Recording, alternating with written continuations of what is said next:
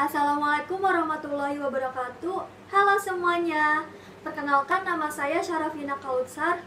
Saya mahasiswi dari Politeknik Setialan Bandung dari Prodi Administrasi Pembangunan Negara kelas U3 tahun 2020.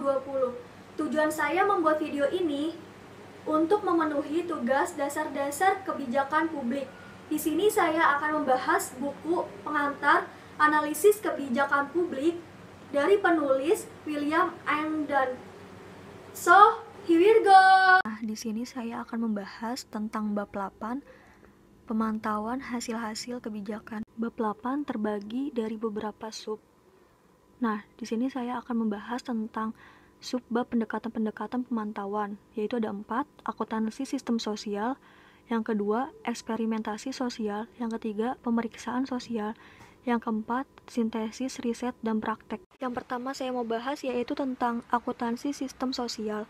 Akuntansi sistem sosial adalah suatu pendekatan dan metode yang memungkinkan analisis memantau perubahan kondisi sosial yang objektif dan subjektif dari waktu ke waktu. Karya tentang akuntansi sistem sosial berlanjut hingga tahun 1960-an dan 1970-an. Sebagian karya utama dari periode ini diproduksi oleh ilmuwan sosial yang tertarik pada indikator objektif dan subjektif dari perubahan sosial.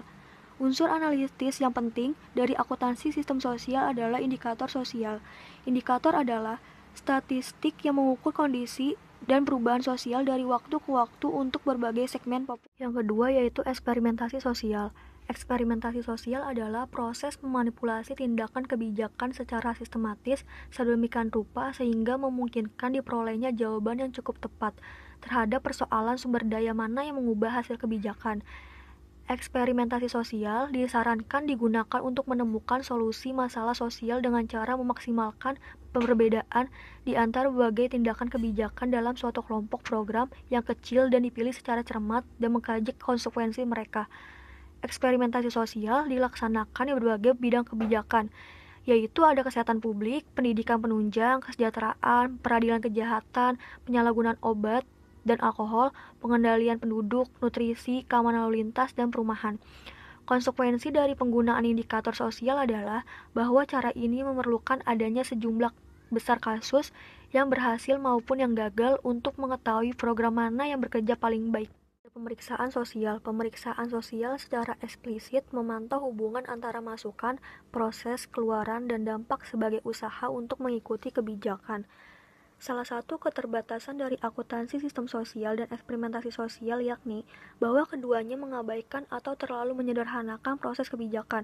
Perbedaan utama antara pemeriksaan sosial dan pendekatan-pendekatan pemantauan yang lain akan mudah dilihat jika kita membandingkan pemeriksaan sosial dengan akuntansi sistem sosial dan eksperimentasi sosial. Variasi dari pendekatan-pendekatan terakhir telah digunakan untuk memantau kebijakan pendidikan dalam dua studi penting, yaitu kesamaan dalam kesempatan belajar dan evaluasi. Berbagai macam sumber daya sekolah dipantau dengan cara mengukur hubungan antara masukan sumber daya atau buku, guru, fasilitas sekolah, dan hasilnya. Kriteria yang dipakai adalah tingkat prestasi para siswa. Ada sintesis, riset, dan praktek. Sintesis, riset, dan praktek merupakan pendekatan pemantauan yang menerapkan kompilasi, perbandingan, dan pengujian secara sistematis terhadap hasil-hasil dari implementasi kebijakan publik di masa lampau. Pendekatan ini telah digunakan untuk mensintesiskan informasi dalam sejumlah bidang kebijakan, mulai dari kesejahteraan sosial, pertanian, dan pendidikan, hingga kebijakan tentang pelayanan kota, ilmu, dan teknologi.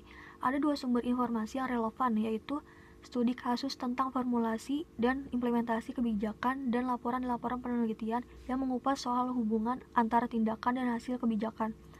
Metode ini menunjukkan pada seperangkat prosedur yang digunakan untuk mengidentifikasi dan menganalisis faktor-faktor yang dapat menjelaskan variasi yang ditemui dalam mengadopsi dan mengimplementasikan kebijakan.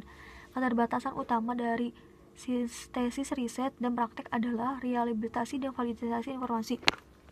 Berikut pembahasan dari saya, kurang lebihnya mohon maaf. Wassalamualaikum warahmatullahi wabarakatuh.